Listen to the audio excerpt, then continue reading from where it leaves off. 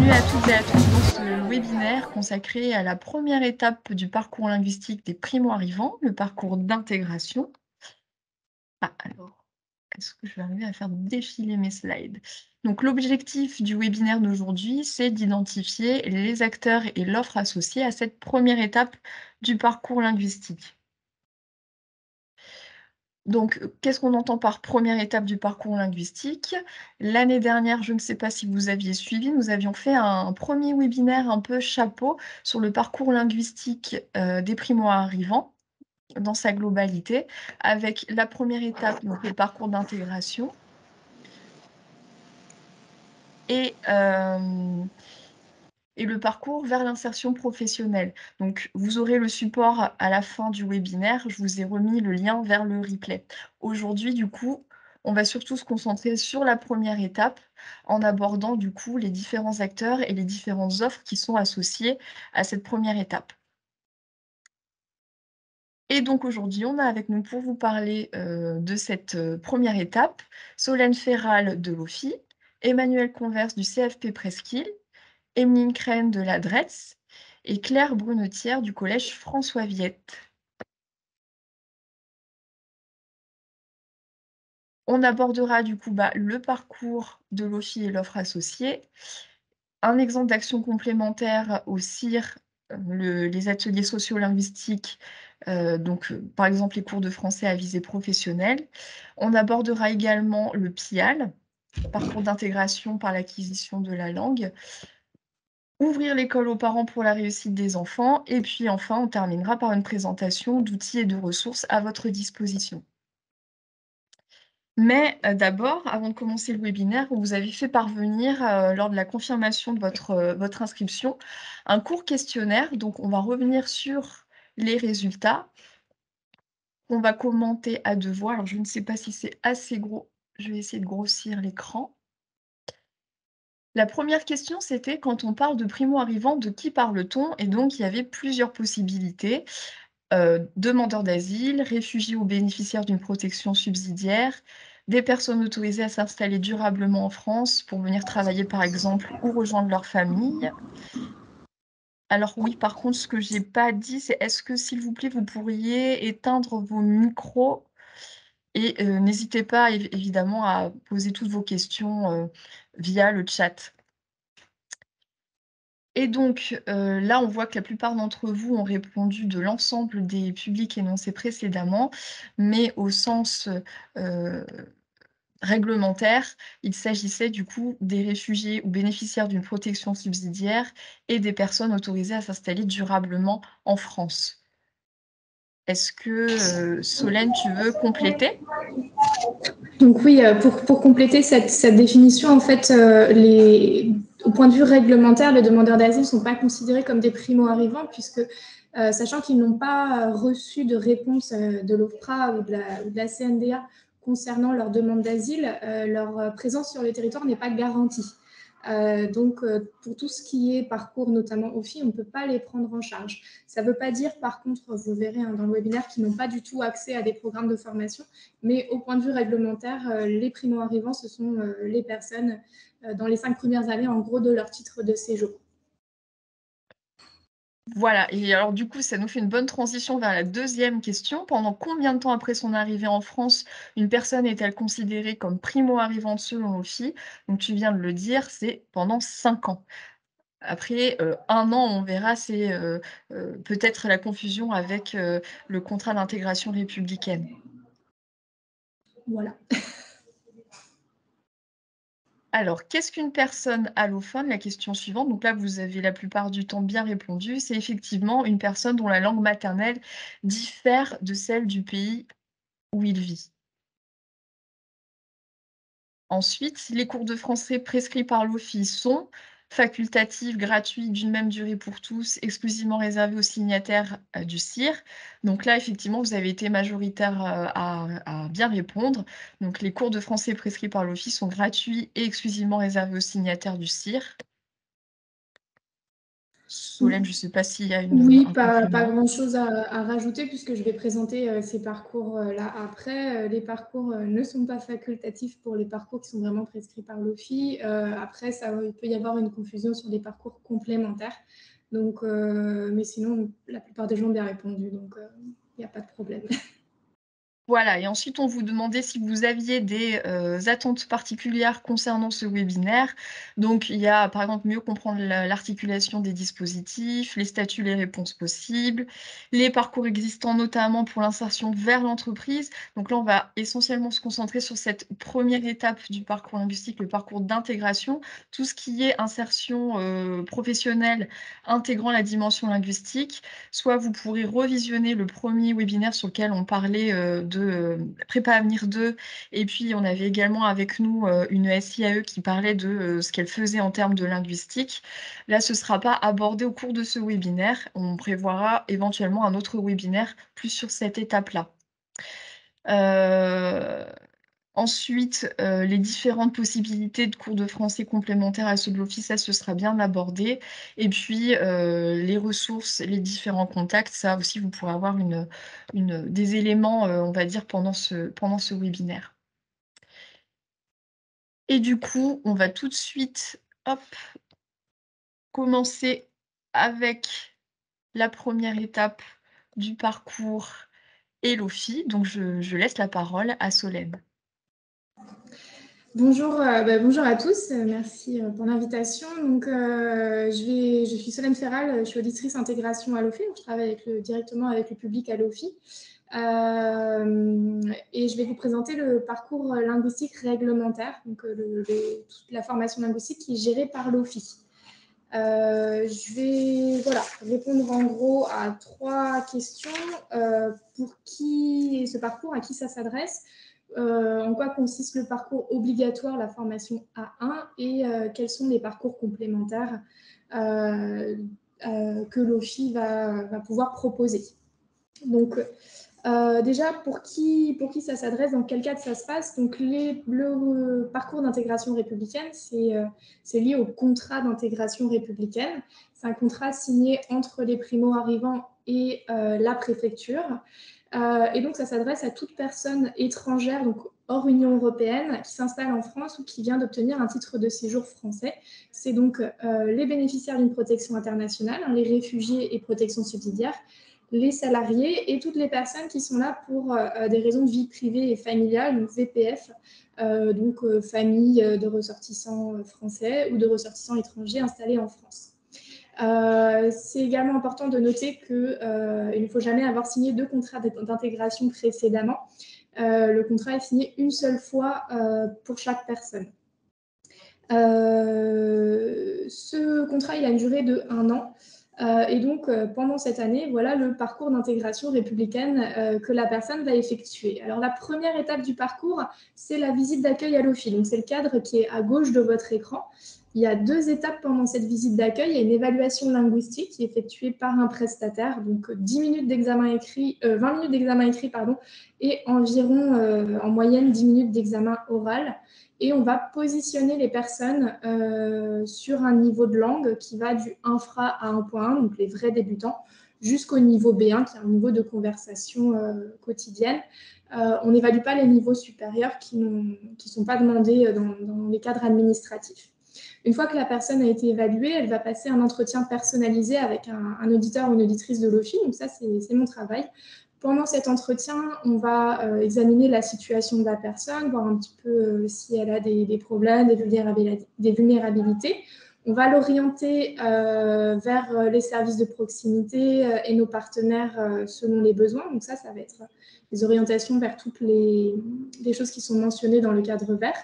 On va évidemment signer le contrat d'intégration et prescrire des formations. Alors, ces formations, elles sont de 2 types, les formations obligatoires et complémentaires. Donc, nous, on va d'abord prescrire en priorité sur les formations obligatoires, c'est le cadre qui est au milieu. Il y a 2 formations, donc la formation civique qui est obligatoire pour tous les signataires, c'est 4 jours de formation sur la vie en France, sur l'administration, la société.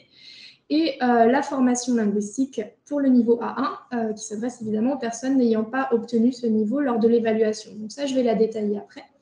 Les formations complémentaires, ça peut être des formations de niveau A2 ou B1, et on peut également orienter les personnes vers une certification de langue. Tout ça, je vais le détailler plus tard.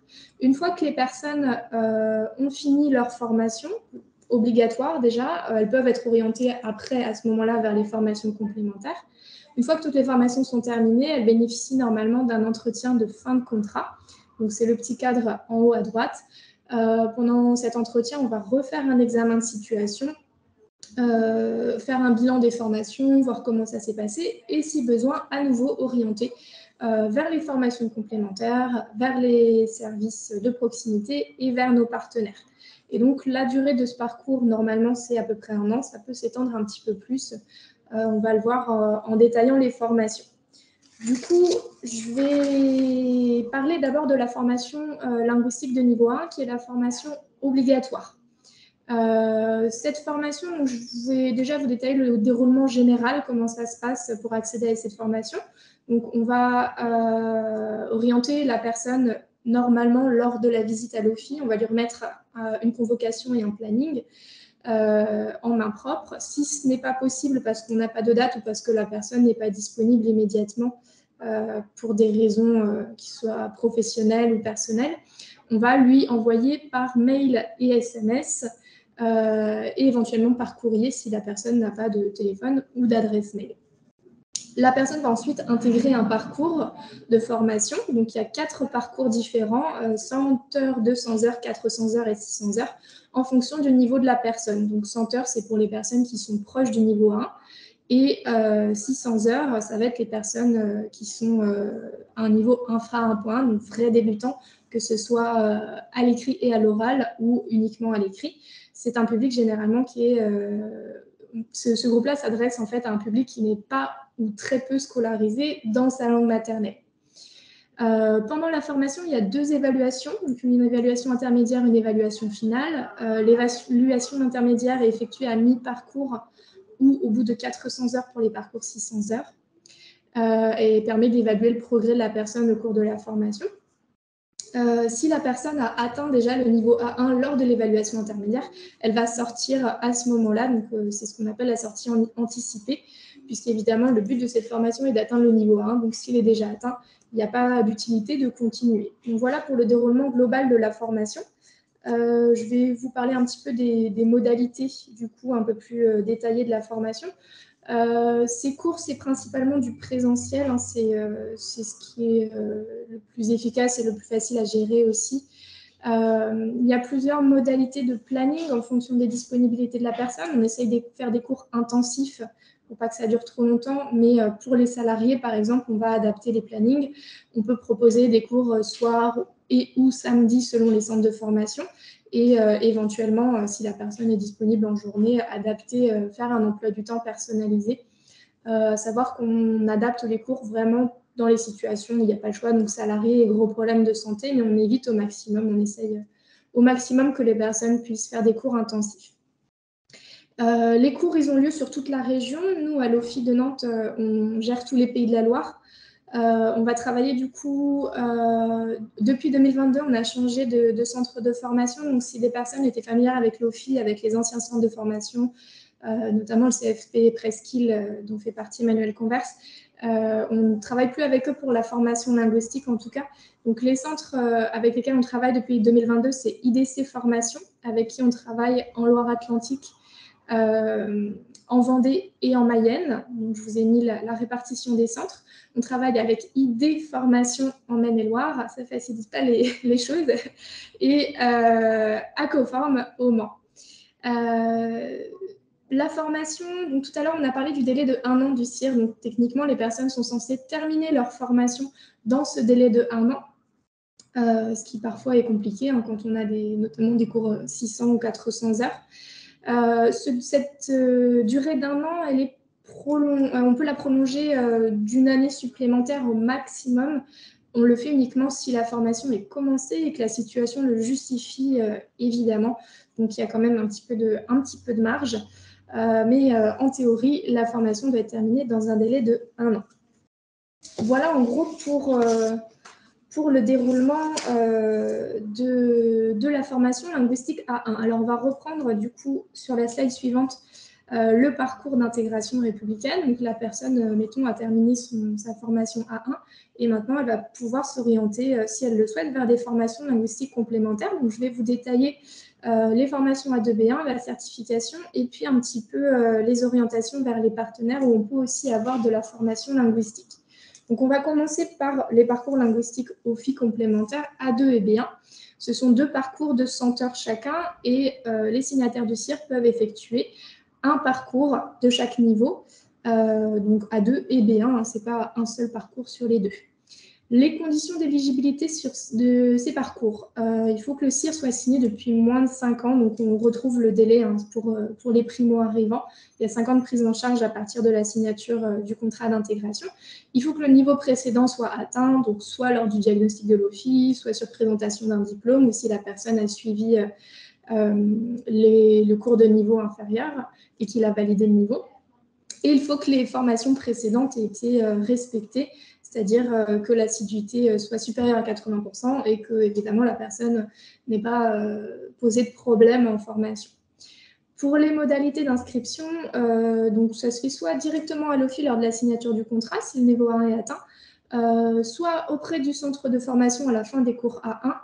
Et ensuite, sinon, pour toutes les autres demandes, vous pouvez le faire en ligne. Donc, je vous ai mis le lien.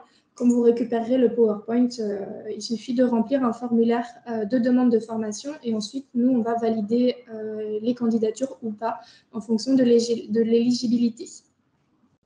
Pour ces parcours-là, donc comme je disais, c'est 100 heures, pardon. Juste dernière petite chose, j'avais oublié. Il n'y a pas de sortie anticipée, il y a une seule évaluation à la fin parce qu'on est sur des parcours très courts, donc il n'y a pas de. Voilà, c'est déjà beaucoup d'atteindre le niveau A2 ou B1 en seulement 100 heures de formation. Du coup, je vais parler un petit peu de la certification. Donc, ce n'est pas une formation linguistique à proprement parler, mais c'est quand même très lié et ça peut permettre d'accéder à d'autres formations. Donc, la certification de langue qu'on fait passer, c'est le TCF ou le TEF. Ce sont 2 certifications équivalentes. En gros, la personne passe un test de formation dans un centre de passation et elle va recevoir une attestation qui indique son niveau de langue dans chacune des compétences, donc lire, écrire, parler et comprendre à l'oral. Une attestation qui est valable 2 ans, qui est reconnue au niveau international. Pour des démarches également en préfecture, cette attestation est reconnue. Pour l'éligibilité, donc c'est un petit peu compliqué, j'ai vraiment simplifié. Pour vous donner un exemple, on s'est fait un organigramme de décision d'éligibilité ou pas pour réussir à gérer ça en interne. Donc là, j'ai vraiment très simplifié. En gros, si la personne ne suit pas de formation linguistique, elle n'a pas de formation obligatoire ni complémentaire, il faut que le niveau A2 soit atteint lors du diagnostic OFI et que le CIR soit signé depuis moins d'1 an. Si la personne, par contre, a des cours OFI à suivre ou souhaite suivre des cours OFI, il faut que l'assiduité soit respectée dans les cours, que le niveau visé soit atteint, que les cours soient terminés depuis moins d'1 an ou depuis moins de 6 mois s'il s'agit d'une formation complémentaire A2-B1 et que le CIR soit signé depuis moins de 2 ans. Donc voilà, on s'amuse beaucoup à vérifier l'éligibilité. Il y a beaucoup de critères. Voilà, en gros. Pour les modalités d'inscription au niveau de la certification, ça se fait directement à l'OFI en général lors de la signature du contrat pour les personnes qui ont déjà le niveau A2. Sinon, c'est auprès des centres de passation. Je vous ai remis la liste. Donc, pour les personnes qui connaissaient l'OFI depuis un moment, ce sont nos anciens centres de formation linguistique qui ont conservé ce marché. Donc, Espace Formation et le CFP Presqu'île à Nantes. Dans le 49, on travaille avec Aptira, Aphodil et Corellus. En Mayenne et Sarthe, c'est Inalta Formation.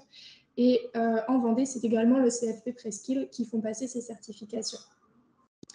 Voilà pour ça. Et puis, dernière petite chose, toujours au niveau des parcours linguistiques complémentaires, on va parler des parcours linguistiques qui ne sont pas délivrés par l'OFI, mais qui sont avec qui on a des partenariats. Donc, c'est les formations qui sont dans le cadre de programmes soit de formation professionnelle ou d'accompagnement au projet professionnel. Alors, la plus connue, c'est HOPE. HOPE, c'est un acronyme pour Hébergement Orientation pour l'Emploi. C'est de la formation professionnelle à destination des bénéficiaires d'une protection internationale. C'est un programme très spécifique pour les personnes isolées, notamment, normalement hébergées dans les dispositifs des demandeurs d'asile. C'est des formations sur des métiers en tension qui sont déterminés dans les bassins d'emploi avec les entreprises. Dans le cadre de cette formation, les personnes sont hébergées et ils ont des cours de français langue étrangère à visée professionnelle. Donc c'est vraiment des formations très très complètes et c'est porté par l'AFPA, mais le sourcing se fait au niveau de l'OFI, généralement en partenariat avec les centres d'hébergement. Je voulais parler également de Baraka, qui est un programme intéressant, qui est un peu un exemple de ce qui peut se faire en termes de formation linguistique dans un cadre de projet professionnel.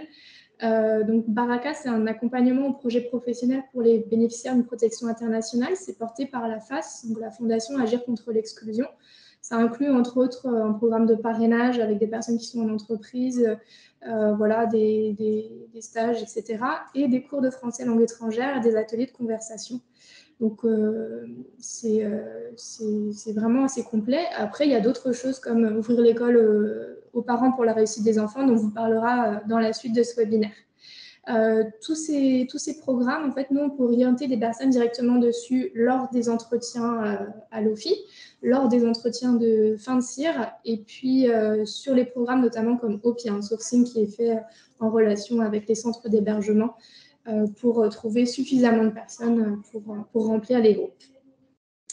Voilà, en gros, pour tous les parcours linguistiques de l'OFI, je vais conclure un petit peu là-dessus. Sur les points forts des parcours, donc c'est un nombre d'heures important, c'est principalement pour les parcours A1 que je dis ça. Je vois que monsieur Louis signale qu'effectivement 100 heures c'est très court pour A2 et B1. On est vraiment d'accord avec ça, et encore B1 avant c'était 50 heures et ça n'avait absolument aucun sens.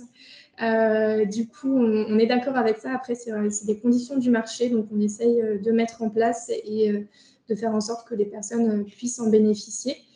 Un autre point fort de ces parcours, c'est que ça touche un maximum de personnes, même des personnes qui ne souhaitent pas forcément s'orienter vers l'emploi après ou qui sont très isolées, qui n'iront pas voir ni un assistant social, ni une structure d'accompagnement. Nous, on va pouvoir généralement les capter.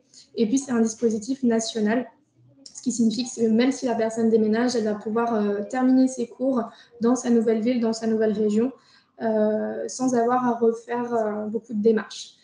Au niveau des contraintes, par contre, c'est vrai qu'on a un nombre d'heures fixes. On reçoit régulièrement des demandes des personnes qui n'ont pas atteint le niveau à la fin de leur cours. On ne peut pas rajouter d'heures. Ça, c'est un peu une contrainte. Et on a ce cadre qui est très rigide, avec ce délai d'1 an maximum, voire 2 au maximum, qu'on ne peut pas bouger en fait. Donc une personne, pour répondre à la question de Madame Blenos, que se passe-t-il si une personne n'a pas terminé la formation obligatoire dans le délai? Si le délai des 2 ans maximum arrive et que la personne n'a pas terminé, tout simplement on met fin à la formation. Nous, on n'a pas la possibilité de financer des heures au-delà de ça. Donc c'est des choses à prendre en compte quand on a des personnes qui ont des difficultés, que ce soit pour se rendre en formation, que ce soit au niveau professionnel, au niveau de la garde d'enfants, au niveau santé. C'est parfois assez compliqué. En fait, les gens ne sont pas forcément disponibles, n'ont pas forcément envie aussi d'aller en formation, et ça reste une formation obligatoire.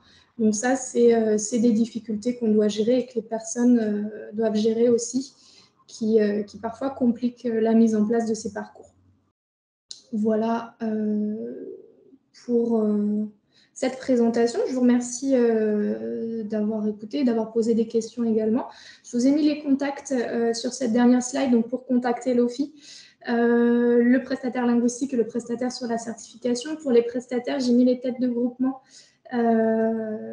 parce que c'était plus simple plutôt que d'avoir 15 mails différents. Mais par contre, évidemment, vous pouvez contacter aussi si vous les connaissez, si ce sont des centres de proximité, les centres de formation et les centres de passation de la certification les plus proches de chez vous. Il ne faut pas hésiter et contactez-nous si jamais il y a des questions. Merci Solène. Donc du coup, c'est bien, tu as répondu en direct à certaines questions. On a là une nouvelle question de Richard. Alors, les travailleurs temporaires semblent ne pas pouvoir être éligibles au CIR. Une entreprise qui souhaiterait recruter une personne qui a travaillé chez elle en intérim peut-elle orienter la personne vers la conclusion d'un CIR? Et si oui, faut-il que le contrat avec l'entreprise soit déjà signé lorsqu'il fait la demande? Alors, les travailleurs temporaires, donc effectivement, j'ai mis que les travailleurs temporaires ne sont pas éligibles aussi. On parle bien d'un statut, hein. Donc, c'est des personnes qui viennent travailler, c'est par exemple les saisonniers qui viennent travailler en France pour quelques mois et qui vont avoir un visa pour quelques mois, pour un an peut-être, mais qui n'est pas renouvelable, pas nécessairement renouvelable. Ces personnes, effectivement, ne sont pas éligibles au CIR. C'est uniquement les statuts, entre guillemets, renouvelables à volonté. Du coup, je ne sais pas, ces personnes, je pense qu'elles ne sont pas sur des statuts intérim, mais elles sont sur des contrats saisonniers. Après, du coup, une entreprise qui souhaiterait recruter une personne qui a travaillé chez elle en intérim, je suppose que cette personne, elle a un titre de séjour ou alors elle avait peut-être une personne qui a pu travailler pendant un statut d'étranger malade. Si la personne a travaillé en intérim, elle doit avoir d'une certaine manière un droit au séjour. Ensuite, elle peut faire un changement de statut pour un statut salarié, si effectivement l'entreprise souhaite l'embaucher en CDI. À ce moment-là, il faut que le changement de statut soit effectif pour que la personne puisse être convoquée à l'OFII. Donc ça, c'est des démarches à faire auprès de la préfecture et de la direction du travail. C'est en partenariat avec l'OFII, cette demande de statut salarié, de régularisation, entre guillemets, pour les salariés. Et nous, on reçoit vraiment les personnes une fois que le statut est validé. Donc ça va se passer après. La personne, généralement, va faire tous les documents avec son employeur, signer son contrat de travail. Et une fois que tout ça est validé, que la demande de statut, en gros, est acceptée par la préfecture, on va pouvoir, à ce moment-là, la convoquer pour la signature du contrat d'intégration républicaine. Je ne sais pas si c'est très clair, si ça répond à la question. Je pense. Oui, je peux vous l'exprimer peut-être du coup en direct. La notion de travailleur temporaire, du coup, n'est pas la notion de travailleur temporaire en intérim. C'est-à-dire que... Non, non, c'est vraiment un statut, en fait. Voilà, c'est saisonnier, etc. Des personnes qui viennent en France pour un contrat. C'est pour un contrat de travail temporaire. Donc, c'est pas forcément l'intérim. Ouais, si elle a conclu un contrat en intérim, ça veut dire qu'elle est déjà dans la démarche du contrat d'intégration républicaine, si elle a la volonté de s'installer. C'est possible, ça peut être des personnes, parfois les étrangers malades, par exemple, ont le droit de travailler dans une certaine mesure, mais généralement, oui, ça va être une personne qui est déjà sur une démarche X ou Y en France, mais qui a un titre de séjour, peut-être pour raison de vie privée ou familiale. Donc, effectivement, il y a des chances que si elle n'a pas encore effectué les démarches de l'OFII, elle soit amenée à le faire dans tous les cas. Mais que ce ne sera pas lié au contrat de travail. D'accord, très bien, merci. Je vous en prie. Merci Solène. Il y avait une question aussi juste avant, pendant qu'on faisait le questionnaire, on n'a pas répondu. Et je voulais juste dire que je n'avais pas la réponse en plus, mais il y avait Monsieur Louis demandait également peut-on avoir une idée de la part des demandeurs d'asile qui deviennent BPI? C'est beaucoup moins qu'on le pense. Je crois que j'ai trouvé tout à l'heure plutôt de l'ordre de un quart, parce qu'il y a beaucoup de gens qui font des demandes d'asile.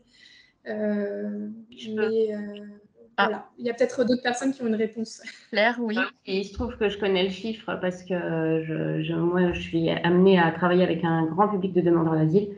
Et c'est effectivement entre 25 et 30%. C'est moins de 30%, off-price et NDA compris. Donc la terre d'accueil, la terre d'asile, comme on l'imagine, comme l'image de la France, c'est pas tout à fait réel. Voilà. C'est tout. Alors, du coup, on va poursuivre. N'hésitez pas si vous avez des questions à interagir via le chat.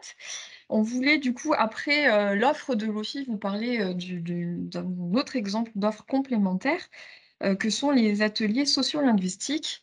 Donc, on va le faire à deux voix sous forme d'interview avec le CFP Presqu'île représenté par Emmanuel Converse. Bonjour, bonjour à tous. Voilà, Emmanuel, est-ce que vous voulez d'abord nous dire un mot sur le CFP Presqu'île? Oui, donc le CFP, en fait, c'est une association loi 1901 qui a été créé en 1995 et notre organisme de formation se situe à la fois dans le champ associatif et aussi dans le champ de l'insertion en amont du qualifiant. Et depuis 2001, on déploie en fait des formations linguistiques donc à destination du public allophone. Et les sites où on fait des cours de français, c'est Nantes, Saint-Nazaire, La Roche-sur-Yon et depuis peu Machecoul. Voilà, et on présentera à la fin un outil de cartographie qui vous permettra aussi de retrouver sur les autres départements, les autres organismes qui proposent également ces offres. Donc on voulait parler ensemble de 2 types d'offres que vous proposez, donc les formations linguistiques FLE à visée professionnelle et le dispositif PIAL. Est-ce qu'on peut d'abord rappeler à quel moment du parcours linguistique ces 2 offres interviennent et à quel public ils s'adressent? Oui, Je vais donc mettre nous, la on slide. intervient après le parcours obligatoire de l'OFI, ou aussi ça peut être pour les personnes dispensées du parcours A1 et qui veulent aussi l'objectif A2. Mais la priorité, donc, c'est les parcours obligatoires du niveau A1 et il s'adresse à des signataires du CIR. C'est un des critères. D'accord, très bien. Est-ce que vous pouvez on va d'abord parler des formations linguistiques FLE à visée pro. Est-ce que vous pouvez nous dire comment vous sont orientés les publics et en quoi ça consiste? Alors, nous, le public est orienté via une fiche de liaison qu'on reçoit généralement par mail, où on nous appelle en amont. Alors, nos prescripteurs principaux, c'est Pôle emploi, ça peut être EDS, les unités emploi, la mairie, enfin, plein de prescripteurs possibles. Et une fois qu'on a reçu la fiche de liaison, nous, on appelle le bénéficiaire.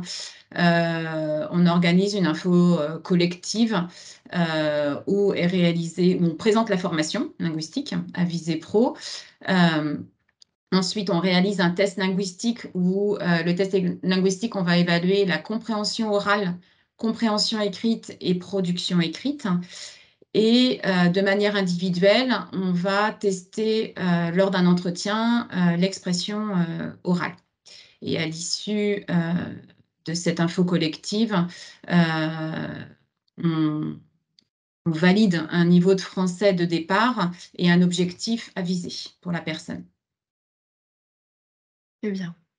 Et du coup sur le déroulé, on le voit là sur la slide, c'est 126 heures? Alors là, oui, pour les formations linguistiques à visée professionnelle, on est sur un parcours de 126 heures. Donc soit un objectif A1, soit un objectif A2 ou un objectif B1. Et au sein de la formation, donc c'est en plus, il y a une semaine de stage qui est prévue, qui va permettre de découvrir un métier, donc en situation d'immersion professionnelle. Et après, il reste une semaine de formation, une semaine ou deux, qui permet de faire un retour sur ce stage et puis voir comment on peut orienter ou préconiser à la fin du parcours. Et cette offre est bien gratuite? Oui, c'est gratuit pour le bénéficiaire et la personne n'est pas rémunérée. Alors, sauf petit à part, ils ont dans le cadre de PIAL, dont je parlerai tout à l'heure, ils ont une allocation via la mission locale. Voilà, tout à fait. Là, on était vraiment sur cette, Oui, sur sur cette le première, français. Ouais. cette première offre. N'hésitez pas si vous avez des questions complémentaires sur cette première offre. Après, oui, allez-y, Emmanuel. Ouais, pour le après, comment on organise les formations. Donc nous, on est sur une démarche français de langue d'intégration, donc le FLI. On organise nos formations linguistiques avec l'objectif, c'est vraiment de rendre autonome la personne avec des supports authentiques. Alors, quand on parle de supports authentiques, c'est-à-dire qu'on va contextualiser, on va partir de supports que le bénéficiaire va recevoir. Donc, par exemple, une lettre de Pôle emploi, donc comprendre une lettre de Pôle emploi. Donc, on part d'une lettre et à partir de là, on va faire une étude sur ce document. Dans le cadre de la production écrite, ça peut être l'envoi d'un mail. Donc, il y a la partie numérique aussi qui va être travaillée. Et on est sur une approche actionnelle, c'est-à-dire que l'apprenant va être actif et acteur de son apprentissage. L'objectif, c'est qu'il retienne un maximum de sa formation et que ça lui serve dans sa vie quotidienne et professionnelle. On va travailler sur des séquences thématiques et en compétences. À chaque fois, on va travailler les 4 compétences qui sont compréhension orale, expression orale, compréhension écrite et expression écrite, et avec un objectif social, professionnel et aussi citoyen. Donc, pendant la formation. Et forcément, au sein de ces objectifs, on a des objectifs linguistiques et qui vont du niveau, qui peuvent aller du niveau A1.1, donc qui correspond au DILF, au B1. Voilà. Alors, entre-temps, on a eu quelques questions. Oui. Pour les stages, est-ce que vous avez des partenariats avec des entreprises? Alors, nous, on a ici une action au CFP qui s'appelle Prépa Avenir 2. Donc, effectivement, ma collègue qui est référente sur cette action a déjà une liste d'entreprises auxquelles on pourrait orienter les personnes. D'accord. Et ensuite, je pense que alors donc c'est une mission locale qui me pose la question, est-ce que le positionnement sur le français à visée professionnelle doit se faire via WeForm ou l'intercarif? Là, je pense que ça fait référence, tout à l'heure à comment vous sont orientés les publics. Vous parliez d'une fiche Ouais, une fiche de de liaison. liaison? Alors, actuellement, on nous l'oriente par mail directement au CFP. Et cette fiche de liaison, on peut la retrouver sur votre site? Comment est-ce qu'on Oui, alors généralement, on nous l'envoie sur notre site. Je pense, oui, qu'elle est sur le site, la fiche de liaison. Sur le site internet, sinon j'irai vérifier, mais je pense. voilà, Après, sinon les partenaires que nous avons, généralement, soit ils nous appellent et on l'envoie en direct, si toutefois ils n'ont pas la fiche d'orientation, de liaison. oui, voilà, sinon j'allais dire, il y a les coordonnées, sur la slide précédente, donc Oui. mail. Donc voilà, c'est aussi par ce biais-là. Bien, est-ce que vous avez d'autres questions sur, cette première offre ou Emmanuel, est-ce que vous avez d'autres compléments sur Français à visée professionnelle? Non, je pense que j'ai fait le tour d'une manière générale. OK, donc n'hésitez pas, on prendra les questions sinon après et puis on va pouvoir reparler de Pial. Est-ce que Alors, vous il y a une question, je vais peut-être y répondre avant Ah de oui. commencer sur Pial. On est sur de l'intensif. On est sur du 14 heures ou 20 heures par semaine. Donc, en gros, c'est des journées complètes, matin et après-midi, puisqu'on s'est rendu compte que plus les personnes étaient assidues sur des journées, plus les progrès étaient visibles. Y a-t-il facilement des places ou c'est sur liste d'attente? Alors, ça dépend des niveaux. Là, je prends un exemple sur Saint-Nazaire. J'ai plus qu'une place pour le groupe qui va commencer la semaine prochaine, mais je reçois déjà des personnes cet après-midi. Mais après, sur Nantes, ma collègue, je sais qu'elle est en train de constituer un groupe de A1 vers A2. Il reste des places. Et en ce moment, par contre, sur Machecou, on a des places. Peut-on Mais sinon, suivre les autres personnes, on les met sur liste d'attente. Et si on a un désistement, comme c'est arrivé cette semaine pour mon groupe débutant sur Saint-Nazaire, j'ai eu 2 désistements et j'ai appelé tout de suite les autres personnes et on les remplace pour que la personne puisse intégrer. Même si elle loupe 1 ou 2 jours, on l'intègre quand même à la formation. Peut-on suivre, ces cours de français à visée professionnelle dans un autre département que celui dans lequel le CIR a été signé? Oui. Oui, à partir du moment où il est signataire du CIR et l'autre critère, c'est moins de 5 ans de présence en France. Il faut qu'il soit primo-arrivant. OK, très bien. Alors on peut peut-être parler, de PIAL. Est-ce que vous pouvez nous rappeler ce que c'est et en quoi ça consiste? Oui, alors c'est un dispositif qui s'inscrit dans le cadre du PIC, donc du plan d'investissement dans les compétences, et qui a été mis en place avec un financement de la DRIT. Et c'est une phase du PACEA qui est mise en œuvre par les missions locales. Donc, ce dispositif est destiné donc, à des jeunes étrangers hors UE, donc signataires. Le critère principal, c'est signataires du CIR, donc âgés entre 16 et 25 ans, et qui ne disposent pas d'un niveau de français suffisant pour entrer dans des dispositifs du droit commun d'insertion sociale et professionnelle, et aussi pour accéder au marché du travail. Donc, c'est un partenariat avec les missions locales. Nous, le CFP Presqu'île, on a la partie formation linguistique, donc qui est complémentaire à celle du CIR, hein, du parcours obligatoire. Et nous, l'objectif, c'est d'atteindre les niveaux A2, voire B1, quand c'est possible, pour les bénéficiaires. Et on va travailler aussi sur du français à visée professionnelle. Donc, c'est 126 heures. Là, on est parti sur 2 jours par semaine.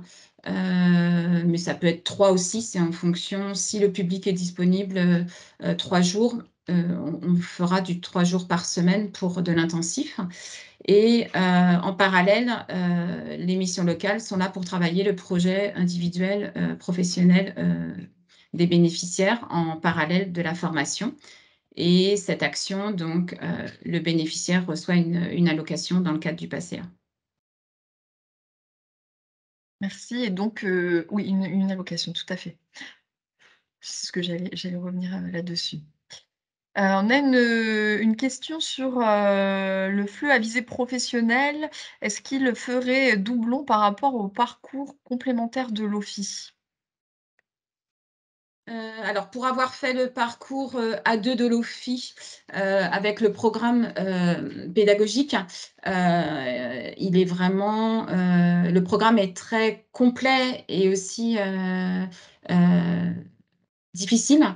Donc, les personnes qui sortent du parcours A1 et qui sont fragiles et que le parcours A1 au niveau de l'écrit, ils ont obtenu le niveau A1, mais c'est encore fragile.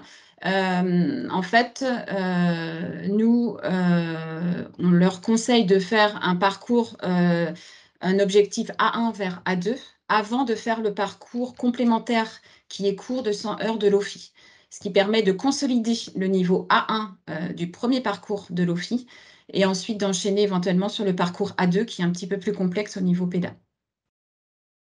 Donc, il y a quand même une articulation entre Oui. tous ces dispositifs. C'est dans ce sens-là. C'est pour ça que nous, on met A1 point vers A1, c'est-à-dire que souvent, à la sortie du premier parcours, l'oral peut être consolidé au niveau A1, mais souvent l'écrit est un peu plus faible.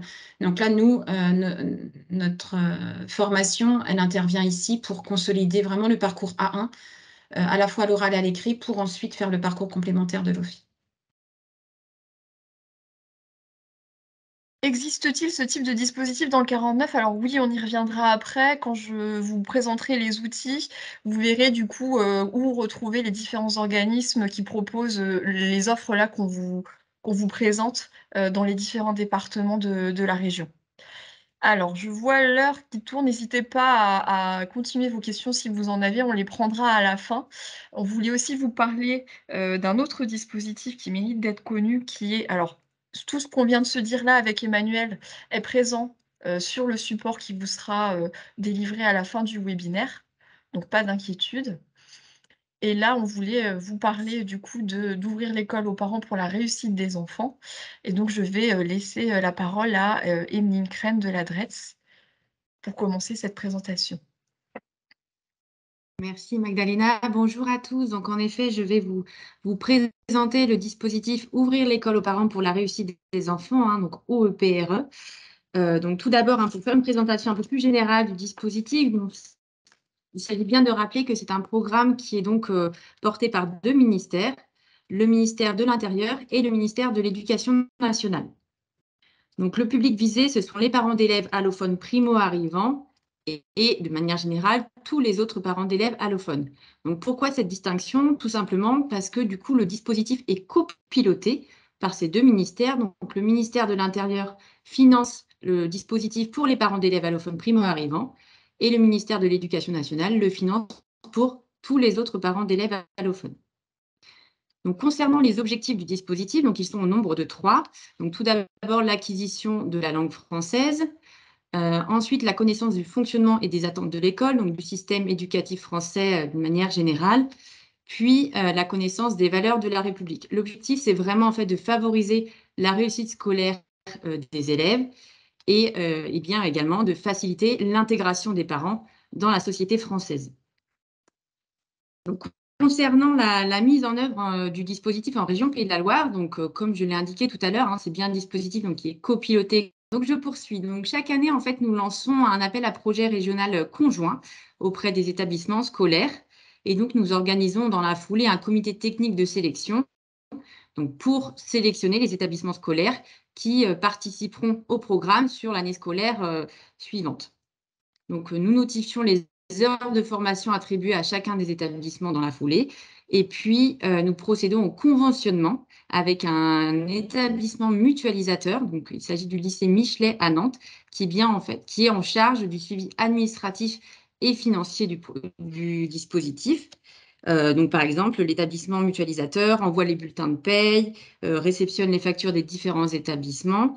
Et donc, côté DRETS, on établit une convention avec le lycée Michelet et le rectorat, de son côté, établit également une convention.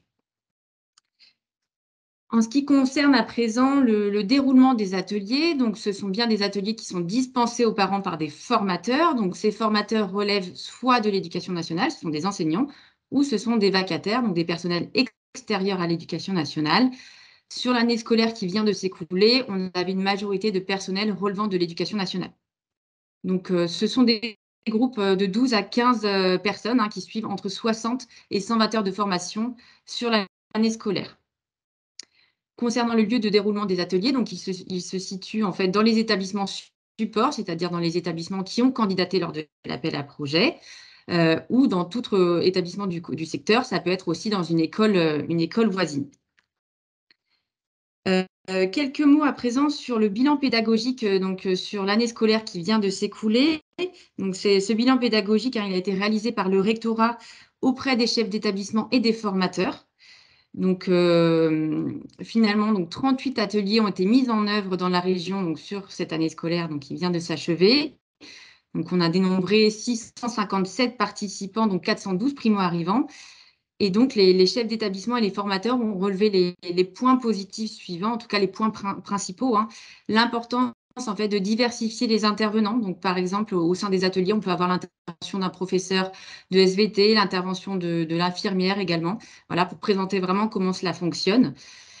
L'organisation d'activités vraiment diverses, vraiment pour créer du lien social, donc l'organisation de pique-niques, de sorties culturelles, de sorties dans les lieux publics, etc. Et la création également de groupes WhatsApp, finalement, pour garder le lien social. Je pense que ça a été important, notamment pendant toute la période de crise sanitaire. Sur les principaux points négatifs qui ont été soulignés, c'est plutôt le manque d'assiduité de certains participants. Également la très grande hétérogénéité des apprenants. Donc, c'est vrai que les niveaux de langue sont différents d'un parent à l'autre. Et le fait que le public reste presque uniquement féminin. On a finalement très peu de papas qui participent aux ateliers. Je vais vous présenter donc la cartographie des établissements scolaires qui participent cette année au dispositif. Donc, je ne sais pas si c'est suffisamment clair. En tout cas, cette cartographie, elle est disponible sur le site internet de la DRETS et également, je pense, sur le site internet du rectorat. Donc, sur cette nouvelle année scolaire, 36 établissements sont mobilisés dans la région, participent et vraiment proposent des ateliers. Tous les départements sont couverts, sachant qu'on a une majorité d'établissements en Loire-Atlantique. Et on a également de nouveaux établissements sur de nouvelles communes comme à Saumur et à Château-Gontier. Donc, sans tarder, je vais laisser la parole à Madame Brunetière, qui est donc formatrice au EPRE dans un collège en Vendée et qui va pouvoir nous faire un retour d'expérience en fait sur la manière dont se déroulent les ateliers au sein de son établissement. Je vous remercie. Bonjour, vous m'entendez ? Oui, c'est bon. Très bien. Merci Emeline pour la présentation et puis merci de m'avoir invitée. Alors, je vais juste revenir sur certains points, détailler un petit peu ce que Emeline a dit déjà. Alors, moi, je suis à Fontenay-le-Comte, donc tout au sud de la Vendée. On a un très gros public allophone à Fontenay-le-Comte. Alors, c'est dû principalement à l'installation ici d'un CADA, un centre d'accueil des demandeurs d'asile. Donc, moi, il se trouve que je travaille principalement avec un public allophone qui ne fait pas partie du critère énoncé tout à l'heure par Solène. Donc, c'est des gens qui ne font pas partie des primo-arrivants officiellement, mais en tout cas, l'OEPRE, donc les ateliers que j'anime, sont destinés aux parents allophones de tous les enfants scolarisés sur le lieu. Donc là, par exemple, moi, je suis sur Fontenay-le-Comte. Je travaille sur 3 établissements scolaires. Je suis sur le collège Viette, qui est un petit peu ma base, mais je travaille aussi sur un autre collège, le collège Tiraco, et sur une école maternelle. Ça permet aussi aux parents, par exemple, des jeunes enfants, de venir plus facilement vers l'école parce que c'est déjà connu, tandis que les collèges, ça peut faire un peu peur parfois. Donc, j'essaye, enfin, je cherche à faire connaître le dispositif via toutes sortes d'acteurs sur le territoire. Donc, tout ce qui est éducation nationale, mais également le CADA, les associations, les travailleurs sociaux, etc. Donc, je suis en lien avec un petit peu tous les travailleurs, enfin, tous les acteurs sociaux du territoire qui travaillent avec les personnes allophones. Donc, comme disait Emeline, il y a 3 volets principaux. Il y a d'abord les cours de français. Évidemment, les gens qui arrivent qui ne parlent pas français, on ne va pas pouvoir transmettre beaucoup de choses tant qu'on n'aura pas une petite base commune.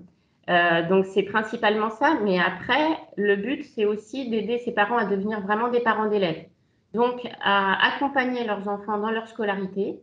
Donc, c'est comprendre le système scolaire français, comment ça fonctionne, donc toutes sortes de choses très concrètes qu'ils ne vont pas forcément savoir parce que ça ne se passe pas de la même manière dans leur pays.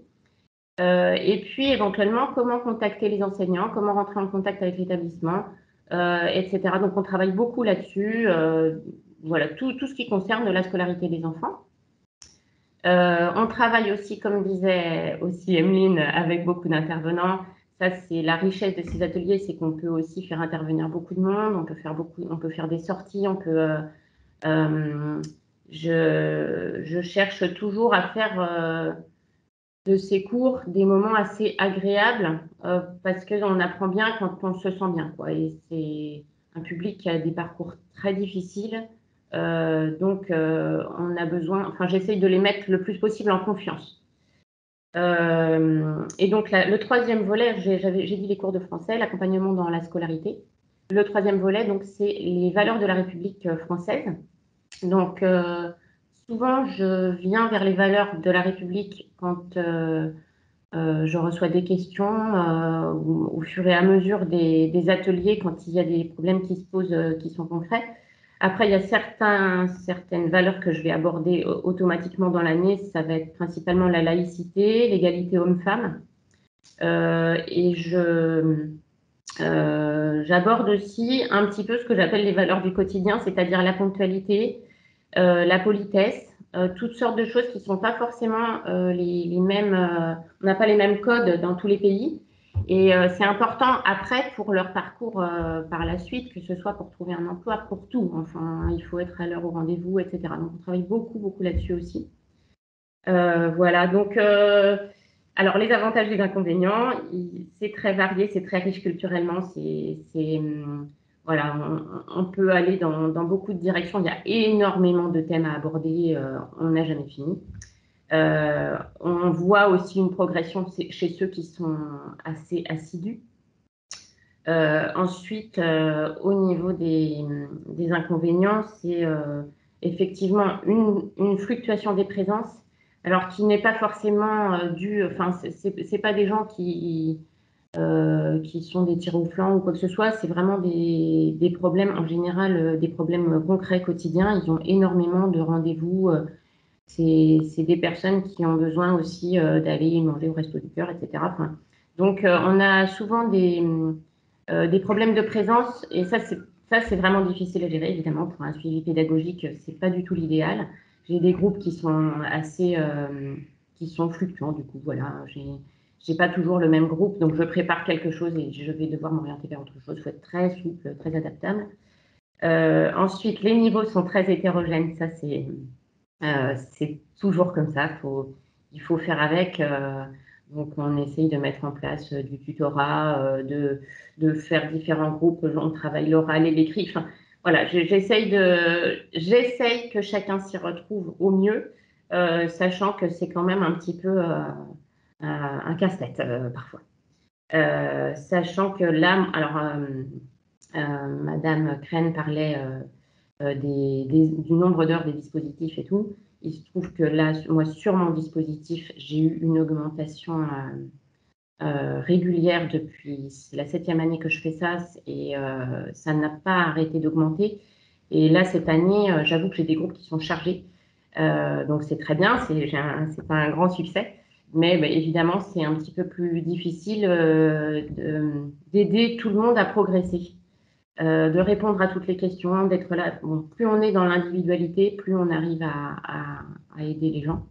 Mais voilà, bon, je fais de mon mieux et n'hésitez pas à me poser des questions. Oui, bah justement, il y en a une, mais je pense que vous Alors, y avez en partie répondu. Ces ateliers ne sont donc pas organisés par niveau? alors non, j'ai pas tout à fait répondu. C'est vrai que moi, il se trouve que comme j'anime 3 ateliers différents, j'essaye effectivement de les organiser par niveau. Ce serait l'idéal. Et dans les faits, c'est assez compliqué parce que il y a les situations géographiques et puis il y a les contraintes des uns et des autres qui font que c'est un peu organisé par niveau, mais dans mon cours avancé, j'ai souvent des grands débutants qui parlent quasiment pas français, donc je peux pas faire que du cours avancé, je suis obligée quand même de travailler un petit peu avec eux. Et inversement, dans le cours débutant, je peux avoir quelques personnes qui ont déjà un niveau. Alors eux, au moins, ils trouvent toujours quelque chose euh, à apprendre, mais voilà, ça reste un petit peu toujours compliqué.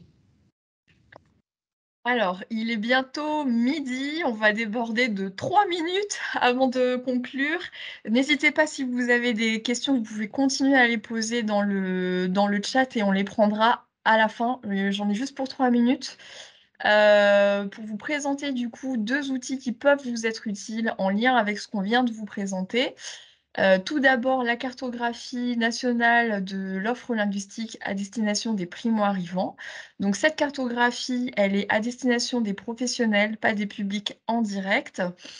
C'est l'offre des organismes de formation qui est recensée là, elle est mise à jour quotidiennement et il y a également de présent les lieux de passation des tests de langue. L'autre, là vous aurez le support avec les liens. L'autre ressource que vous avez, c'est sur le site pro du Carrefour F Choisir mon métier. Vous avez non seulement bon, les ressources de professionnalisation comme les replays des webinaires qu'on est en train de faire là. Vous avez aussi tous les outils de nos partenaires, comme des fiches très simples pour expliquer différentes choses au public. Vous avez aussi tout ce qui est de la veille sur l'accompagnement des BPI. Donc n'hésitez pas à y faire un tour et moi je voulais juste vous montrer et pour répondre à la question de tout à l'heure, comment voir, quels sont les organismes qui portent ces offres sur les autres départements. Je voulais juste vous faire la petite démonstration. Donc du coup, en cliquant sur le lien que je vous ai, donné, vous allez arriver ici. Donc la fameuse cartographie. Si on va dans les Pays de la Loire et qu'on veut par exemple rechercher les ateliers socio-linguistiques, voilà, vous pouvez, et je pense qu'aussi ils apparaissent aussi ici au niveau du programme financeur. Bah, d'ailleurs, je vais d'abord les taper comme ceci. Je fais ma recherche. Voilà donc les résultats, donc vous les avez sous forme de cartographie. Vous pouvez aussi les faire apparaître dans la liste comme ceci et les rechercher par département. Ce qui vous permettra du coup de voir quels sont, alors attendez, on va essayer d'aller jusqu'au 49. Quels sont les, organismes qui proposent par exemple les ateliers sociolinguistiques, sur votre département et de pouvoir les contacter pour plus de renseignements. Voilà, je vous laisserai du coup, le support et aller explorer après, l'autre ressource. Il y avait une autre question qu'on va peut-être pouvoir prendre et ensuite on conclura. C'était dans le cadre de Prépa Avenir 2. Ah! Alors c'est sur Prépa Avenir 2. Y a-t-il une allocation versée aux demandeurs sur la partie en centre et ou la partie en immersion en entreprise? Je ne sais pas si là quelqu'un a la réponse, parmi nos intervenantes.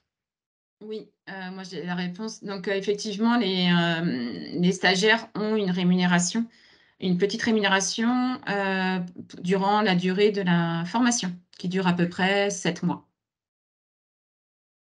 Très bien, merci, Emmanuel.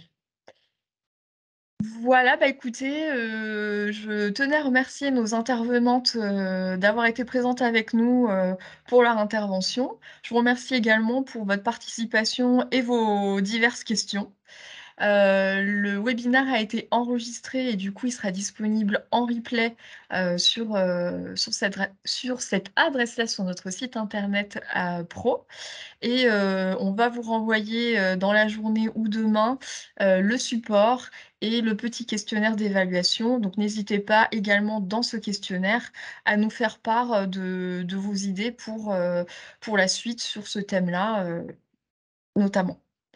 Voilà, merci à vous, merci à nos intervenantes et à bientôt.